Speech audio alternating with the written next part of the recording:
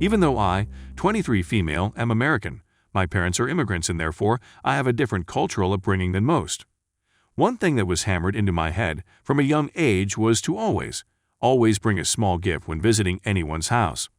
It doesn't matter if it's family or friends, or that one person you kind of know, but don't really like. Bringing something is a must.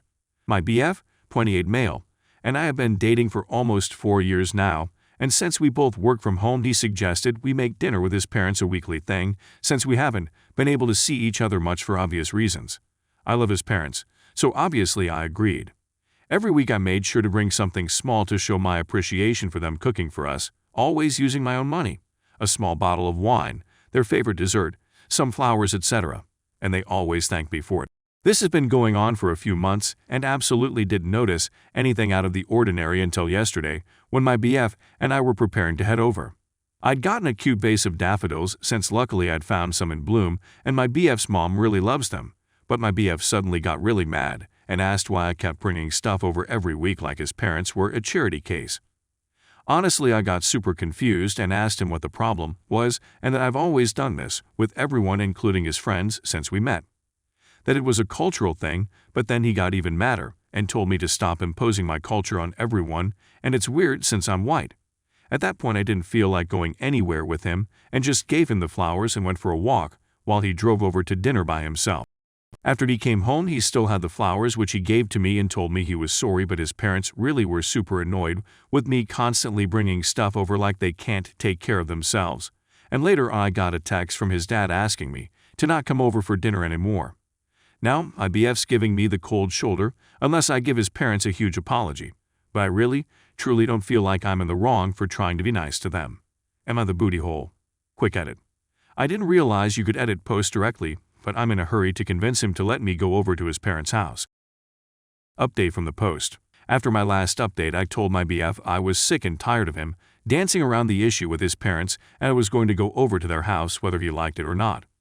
At this point, I think he realized that whatever he was doing had backfired, so he sat down all angry and told me he'd explain.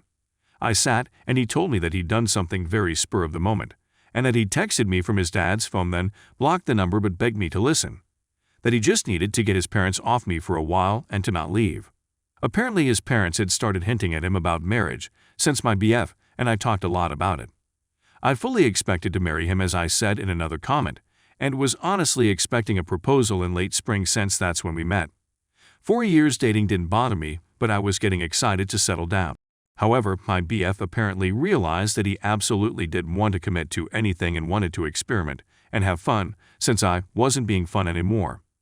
Honestly, it just made me cry since we were each other's first for everything and usually very good at communicating our needs. His grand plan was to get him mad at me so I would beg for forgiveness, and then he'd only accept an open relationship as an answer. Absolutely brilliant plan, I know. He made up his parents getting mad, but didn't expect me to blow off dinner completely, and it's like hitting a jackpot. His words, not mine. He went over for dinner, hid the flowers and said we'd gotten into a huge fight, but he was going to fix it. But I needed space. After he confessed all this he said he was very sorry, but really didn't want to miss out on new experiences when he was still young, and would I consider an open relationship, but pretend ours was strained with his parents so they wouldn't get suspicious. And I laughed. I laughed his ass right out the door and told him absolutely not and to leave me alone while I packed because I wanted to have some new experiences too. He never stopped begging me to stay, but I left to sleep at a friend's. After calming down for a few days I cemented the breakup and finally, actually went over to his parents. My ex-BF's dad never even noticed the phone missing but still apologized and his mom was a mess. I did and still love them and will eat dinner there without him as often as I can. I won't lie that I'm sad about 4 years down the drain, but that's life. And if that was my ex's best possible plan then, I dodged the bullet by a mile. A comment from the post. Your ex is an incredibly manipulative, immature coward. You dodged a huge bullet with that one. I, 29, have always supported my girlfriend, 23. We have been together for 4 years now and lived together for 1. She has always had anxiety, as well as depression where some months are worse than others. I have supported her through all of this and understand it is very hard for her. In January she lost her job due to the current world circumstances. By March she hit a low point with not eating as much, crying, irritability, typical traits of depression. I have comforted her as much as possible and taken care of everything. However, at the beginning of June I was allowed back to work, and since the house has fallen to shambles. I am too tired by the time I come home to do anything, even cook. Most nights we order takeout, and on the rare occasion she makes food. The floors aren't being washed, hoovering isn't being done, laundry is a mountain, and dishes are everywhere. I try keep on top of it, but with work it is almost impossible. She is home all day. She lies in bed till late afternoon, watches Netflix, eats bowls of cereal, and naps. That's about it. I try to gently coax her to do more, and she says she will get to it but never does. I finally snapped, told her I was sick of her doing nothing all day and leaving the housework to me. That if she is here and I am working, she needs to be pulling her weight. She got upset and said that she wants to but she can never find the motivation, that she is tired all the time. I said I understood she was depressed, but it isn't an excuse to do nothing and be lazy.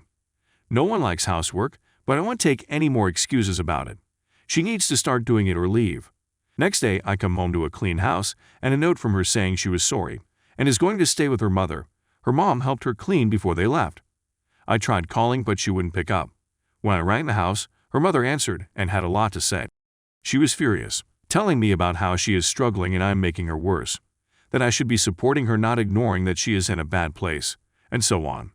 I was told my GF had been crying all day in her bedroom, and I feel awful. I never wanted to hurt her, I just snapped.